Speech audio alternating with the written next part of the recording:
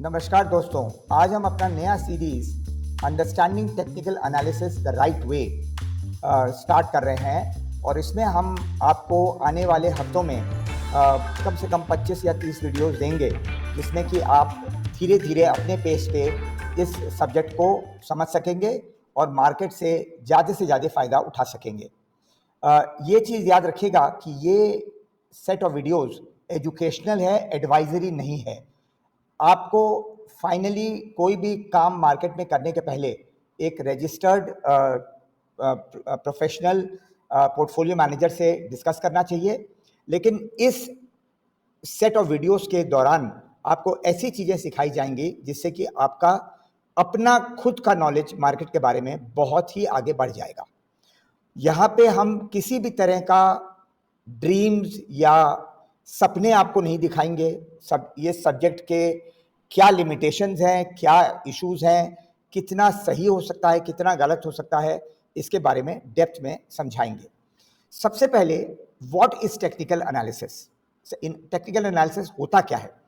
Technical analysis is a subject which is the art of forecasting future prices from historical prices using charts। यानी history में जो हुआ है उसको देखकर अपने ये निकालने की चेष्टा करेंगे कि आगे क्या होने वाला है। इसमें सिर्फ एक ही चीज की दरकार है, वो है प्राइस ऑफ द एसेट। चाहे वो एसेट फ्यूचर्स हो, ऑप्शंस हो, चाहे वो इक्विटी हो, गोल्ड हो, सिल्वर हो, क्रूड ऑयल हो, कुछ भी हो। आगे के प्राइसेस को हम फोरकास्ट करेंगे पिछले प्राइसेस को देखकर, उनमें पैटर्न्स खोज के। और उन पैटर्न्स को खोजने के लिए अपने को क्या चाहिए? चार्ट्स। चार्ट आपको सबको मालूम है चार्ट क्या होता है, इसलिए यहाँ उसको समझाने की जरूरत नहीं है। लेकिन जैसे अपने आगे बढ़ेंगे इसको भी और डेप्थ में समझाया जाएगा। अब टेक्निकल एनालिसिस के 3 प्रिंसिपल हैं। 1, मार्केट एक्शन डिस्काउंट्स एवरीथिंग। यानी कि प्राइस डिस्काउंट्स एवरीथिंग। आपको सिर्फ प्राइस की जरूरत है ये प्रिडिक्ट करने के लिए कि मार्केट में आगे क्या होने वाला है। यहां हम एक चीज आपको क्लैरिफाई करना चाहेंगे कि व्हेन आई से मार्केट एक्शन डिस्काउंट्स एवरीथिंग, इसका मतलब ये नहीं कि आप सिर्फ प्राइस के बेस पे एक मल्टी बैगर निकाल सकते हैं। टेक्निकल एनालिसिस का range of operation is short to medium term. ये लॉन्ग टर्म 10 साल बाद क्या होने वाला है ये निकालना बहुत ही मुश्किल है टेक्निकल एनालिसिस से। हम तो ये बोलेंगे कि इम्पॉसिबल है। इसीलिए ये बोलना कि हमने टेक्निकल एनालिसिस के बेस पे एक मल्टी बैगर निकाला है सही नहीं होगा। दूसरा, prices move in trends. What is a trend? A trend is a focused movement of prices in a particular direction. यानी एक पर्टिकुलर डायरेक्शन में जब प्राइसेस मूव करना चालू होती हैं तो उसी डायरेक्शन में चलने लगती हैं। ट्रेंड के बारे में एक चीज जानना बहुत जरूरी है कि ट्रेंड को हर समय एक टाइम फ्रेम के साथ एसोसिएट करना होगा। आप ये नहीं बोल सकते कि मार्केट में अप ट्रेंड है कि डाउन ट्रेंड है, किस टाइम फ्रेम में है वो। आज 200 पॉइंट निफ्टी बढ़ा और सुबह और शाम को घट गया। एक डे ट्रेडर के लिए फर्स्ट हाफ अप ट्रेंड है, सेकेंड हाफ डाउन ट्रेंड है। For an investor market flat है। तो ट्रेंड के साथ टाइम फ्रेम अटैच करना बहुत जरूरी है। Finally, history repeats itself. यानी हिस्टोरिकली जो हुआ, जो चीजें इतिहास में हुई, उन चीजों के बेस पे हम आगे क्या होने वाला है ये निकालने की कोशिश करेंगे। अब टेक्निकल एनालिसिस के अलावा और क्या क्या एनालिसिस अवेलेबल हैं? पहला है फंडामेंटल एनालिसिस, जो कि balance sheet, profit and loss statement, cash flow statement वगैरह वगैरह को देखता है। Debt equity ratio, share holders, promoters वगैरह को। फंडामेंटल एनालिसिस बहुत ही ज़रूरी है लॉन्ग टर्म के लिए। इन्वेस्टर्स के लिए जो कि अपना हार्ड अर्न मनी मार्केट में डालते हैं, उनके लिए फंडामेंटल एनालिसिस करना बहुत ज़रूरी है। और मेरी समझ में fundamental analysis is an absolute necessity to take out multi baggers. Technical analysis भी इन्वेस्टर्स यूज कर सकते हैं फॉर एंट्री एंड एग्जिट, लेकिन वो हीरा खोजना कोयले की खान में जो कि लॉन्ग टर्म में आपको कई गुना पैसे देगा, उसके लिए फंडामेंटल्स की जरूरत बहुत ज्यादा है। दूसरा स्टैटिस्टिकल एनालिसिस। स्टैटिस्टिक्स एक ब्रांच ऑफ मैथमेटिक्स है जो कि आपको ये बताता है कि नॉर्मल डिस्ट्रीब्यूशन, प्रोबेबिलिटी, एक्सट्रापोलेशन वगैरह वगैरह क्या है। तो इसके बारे में अपने थोड़ा कुछ सीखेंगे आने वाले क्लासेस में।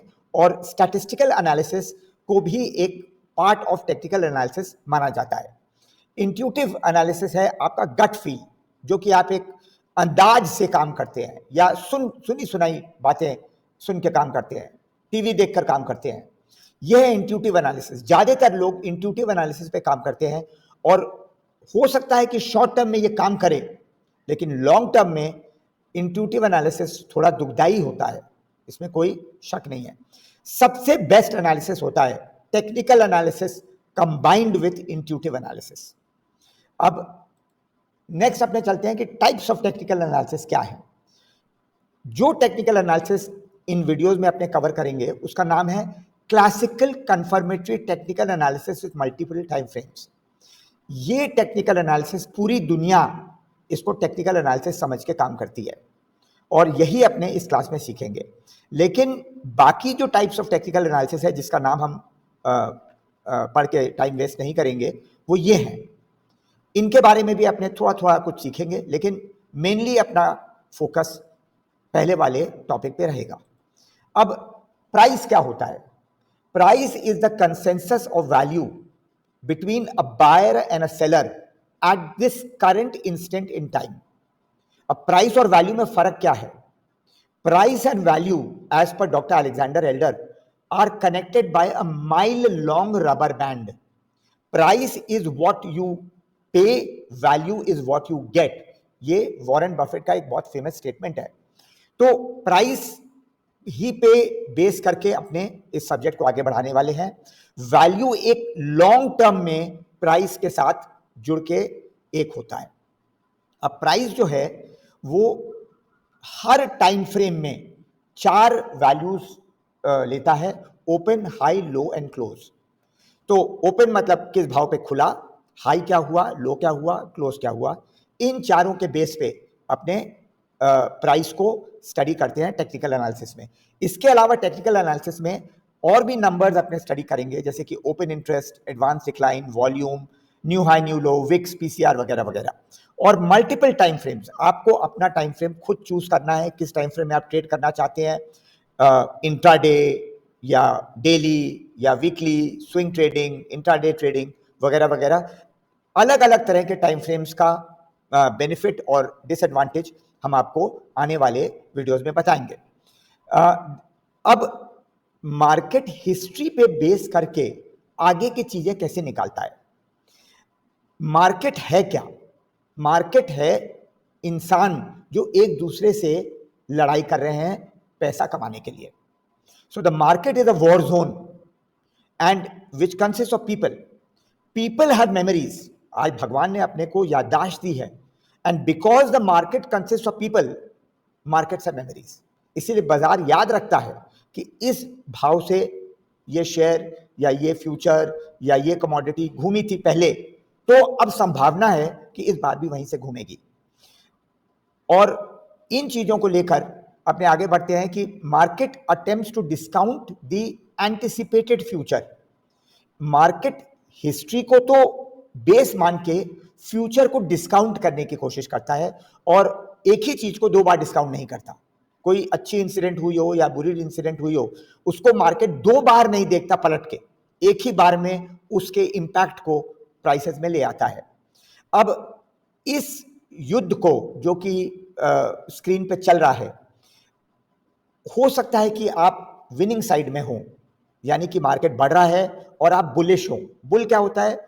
बुल होता है जो पहले लेता है और ऑप्टिमिस्टिकली वेट करता है कि मार्केट बढ़े। बेयर क्या होता है? जो बेचता है पहले और पेसिमिस्टिकली वेट करता है कि मार्केट घटे। तो आप हो सकता है कि एक बुलिश मार्केट में बुल हो या बेरिश मार्केट में बेर हो, फिर भी पैसा खोएं। क्यों? क्योंकि जब एक युद्ध होता है तो जीतने वाले साइड के हर सेनानी जीवित नहीं बचते हैं, या हारने वाले साइड के हर सेनानी मरते नहीं है, बहुत सारे जीवित भी रह जाते हैं। तो आपका मोटिव होना चाहिए अपने आप को बचाना इस युद्ध में by joining the winning side, ये मोटिव होना चाहिए अपना मार्केट में। अब ट्रेंड क्या है? Trend must always be associated with the time frame, ये हम ऑलरेडी बता चुके हैं। और ट्रेंड और ट्रेडिंग रेंज, ये दो बेसिक मोड्स हैं मार्केट के, जिसमें कि डिस्टिंग्विश करना बहुत ही डिफिकल्ट होता है कई बार। What is a trading range? A trading range is when people are confused.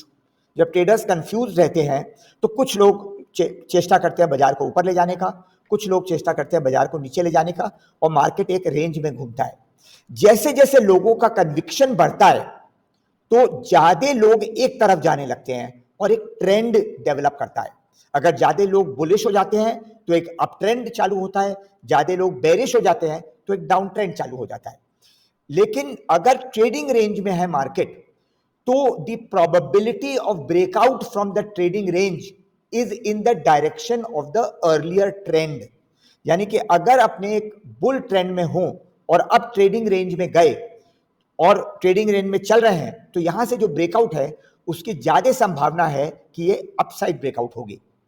अब मार्केट एक क्राउड है, a crowd of bulls and bears, और एक और भी जानवर इसमें अपने इंक्लूड कर सकते हैं, शीप, जो कि हर समय अनडिसाइडेड रहते हैं। अब शीप का आप सोचेंगे कि कोई पर्पस नहीं है, लेकिन बहुत ही बड़ा पर्पस है। ये बुल्स और बेयर्स में एक सेंस ऑफ अर्जेंसी लाता है कि अगर हमने सौदा नहीं किया तो ये शीप जो है अपना रंग बदल के बुल या बेयर बन के मेरा सौदा ले सकता है। इसीलिए शीप का रहना भी बहुत जरूरी है। मार्केट के अंदर दो बेसिक फीलिंग्स हैं, फियर एंड ग्रीड। ये शायद आपने बहुत सारे वीडियोस में देखा होगा पहले, लेकिन हमारी समझ में सबसे डेंजरस फीलिंग इस मार्केट में है होप। आज आशा रखना कि बाजार आपके डायरेक्शन में जाएगा, ये एक बहुत ही डेंजरस और खतरनाक फीलिंग है, और इससे अपने को निकालना है और टेक्निकल एनालिसिस के बेस पे सौदे करके चेष्टा करना है कि मार्केट से पैसा कमाएं। अब क्राउड साइकोलॉजी जो है वो बेसिकली कई चीज़ों पर डिपेंड करती है। प्राइस किस डायरेक्शन में जा रहा है, price is the leader of the market crowd. Price बढ़ रहा है तो ज़्यादा लोग बुलिश होंगे, प्राइस घट रहा है तो ज़्यादा लोग बेरिश होंगे। और हाइमन मिन्स्की बोल के एक इकोनॉमिस्ट था, उसने बबल थ्योरी बनाई, जिसमें कि displacement, boom, euphoria, panic, profit taking and panic, इन चीज़ों को कंबाइन करके उसने थ्योरी बनाई, जिसमें कि उसने बबल्स के बारे में डिस्कस किया। What is a bubble? A bubble is a short-term movement in which prices move up very rapidly, only to be breaking down a short while later. Tulip mania अगर आप गूगल करेंगे तो आपको पहला बबल, रिकॉर्डेड बबल जो कि Holland में हुआ था, उसके बारे में काफी कुछ देखने को मिलेगा। ये कई सारे बबल हैं, इनको आप गूगल करके देख सकते हैं, इसमें अपने समय बर्बाद नहीं करेंगे। टेक्निकल एनालिसिस के बारे में एक बहुत जरूरी चीज ये है कि मार्केट के सामने में कई बार जब मार्केट बढ़ रहा है या घट रहा है तो आप ये सोचते हैं कि ये क्यों बढ़ रहा है या क्यों घट रहा है। ये इससे ज्यादा गलत चीज आप नहीं कर सकते हैं। बढ़ रहा है या घट रहा है वही ज्यादा जरूरी है। बाद में आपको टीवी है, मीडिया है, दोस्त हैं, बहुत सारी इंटरनेट है जो कि आपको बताने वाला ही है कि क्यों बढ़ा या घटा। अभी आपका कर्म है उस बढ़ाव या घटाव के बेस पर पैसा कमाना, और यही चीज बहुत जरूरी है कि the what is more important than the why. क्यों हो रहा है ये चीज के बारे में अभी मत सोचिए, पहले पैसा कमाइए, उसके बाद सोचिए कि ये क्यों हुआ या कैसे हुआ। ये बहुत जरूरी है। तो फंडामेंटल और टेक्निकल एनालिसिस में फर्क क्या है? टेक्निकल एनालिसिस सिर्फ मार्केट एक्शन को स्टडी करता है। The virtuality of the screen is the reality of the market. ये चीज एक बहुत जरूरी चीज है जो कि हर टेक्निकल एनालिस्ट को समझना चाहिए। और technical analysis effect of market movement को समझता है, एंट्री और एग्जिट को बहुत ही एक्यूरेटली डिफाइन कर सकता है, और शॉर्टकट मेथड्स हैं। जबकि फंडामेंटल एनालिसिस एक vast and never ending subject है, इसमें कोई अंत नहीं है कि आप पॉलिटिकल, इकोनॉमिक और रिजल्ट बेस्ड, फंडामेंटल, कई चीजें आप इंक्लूड कर सकते हैं। तो इन बेसिक चीजों को ध्यान में रखते हुए आज के इस सेशन को एंड करते हैं। हम चाहते हैं कि आप इस वीडियो को 1 या 2 बार खूब डिटेल में देखकर पहले समझिए कि सब्जेक्ट क्या है, और इस सब्जेक्ट को एक ट्रूथफुल एंड ऑनेस्ट वे में इसके लिमिटेशंस को समझ करके अपने आगे इसको सीखने की चेष्टा करेंगे। याद रखिएगा कि ये एक एजुकेशनल वीडियो है, इससे आपका ज्ञान बढ़ेगा, आपके कई साल बचेंगे जो कि आप बिताते कई चीज़ों को सीखने के लिए इस बाजार में। और my best wishes to all of you to go through all the videos and understand this knowledge in a truthful and honest way and be successful in the market. With that, we will end this video, and all the best till the next video.